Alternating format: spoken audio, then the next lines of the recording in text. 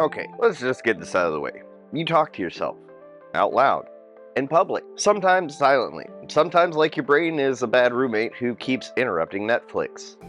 And yes, I'm looking at me, muttering, "Kyle, don't forget the laundry," while scrolling TikTok like it's a survival strategy. Here's the thing, science actually says your brain needs it. Self-talk, consciously or unconsciously talking to yourself, is one of the oldest, most universal human behaviors in existence. We do it to organize our thoughts, calm our nerves, motivate ourselves, and even solve problems. And before you roll your eyes, yes, even negative self-talk has a purpose. Though your brain will absolutely use it to make you feel terrible while it helps you. But before we get into that, be sure to like and subscribe, and comment down below what you want to hear about next.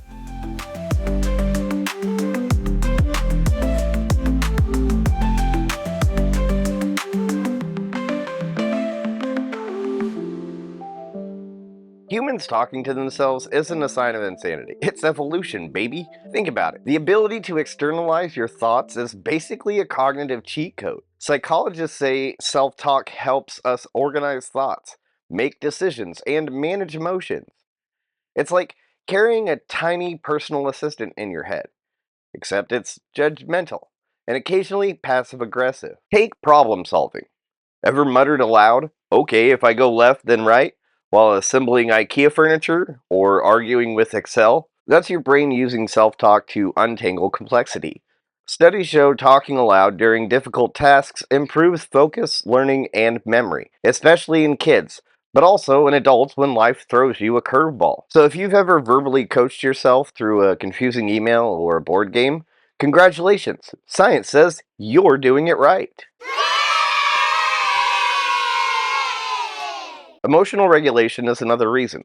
Positive self-talk, like, "You got this, Kyle," activates the prefrontal cortex, the part of the brain responsible for planning and judgment, while chilling out the fear-centered amygdala. Translation: your brain literally listens when you cheer yourself on.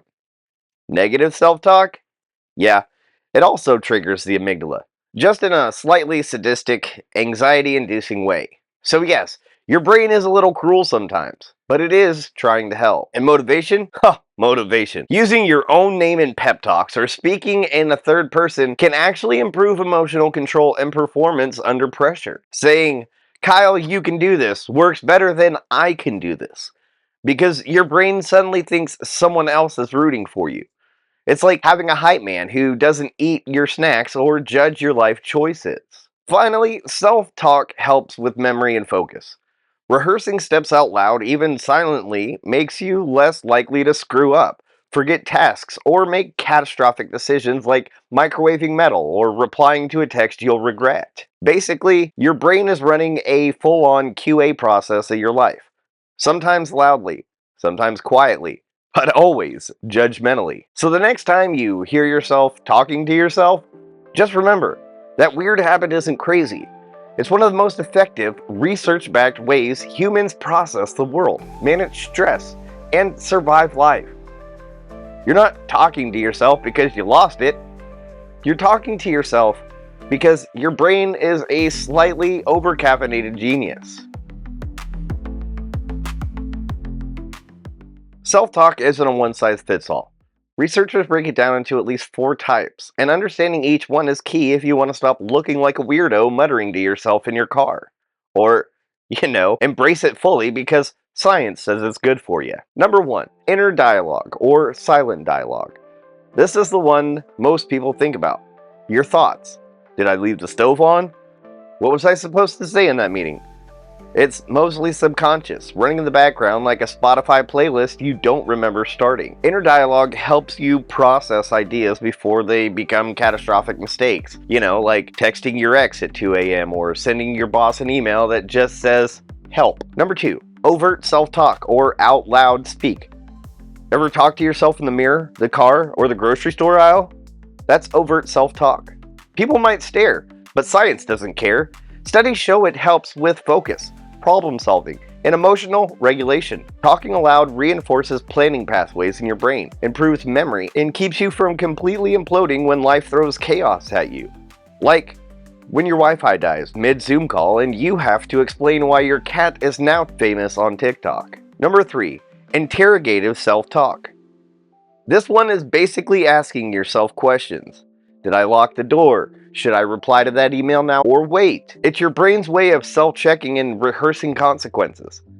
Kids do this all the time when learning new skills. Where does this piece go? Adults still do it in stressful situations, like debating whether to text Karen back about that group project that's 50% your fault. Asking yourself questions aloud or silently keeps your brain from throwing a full DEFCON level panic at minor inconveniences. Number 4. Motivational self-talk. This is the classic pep talk. You got this, Kyle. Keep going. You're crushing it. It can be silent or out loud. Studies show motivational self-talk improves performance under stress, increases emotional regulation, and even reduces fear responses. Like I said before, saying your own name works best. Your brain interprets it like it's someone else cheering for you, giving you a boost without social interaction. Imagine a tiny sports announcer in your head narrating your life, minus the foam finger. All these types have a purpose. Sometimes they overlap. Sometimes they contradict. Sometimes your brain makes you say, I'm a failure, while whispering, but you can survive this. It's chaotic, but it works. The trick is noticing which type you're using and learn to guide it intentionally instead of, letting your inner critic run the show like it's hosting a late night cable special.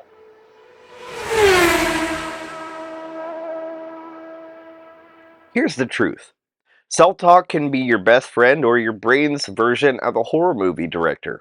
Sometimes it's motivating. Sometimes it's out to make you cry over a burnt bagel. Positive self-talk is basically the cheat code for life.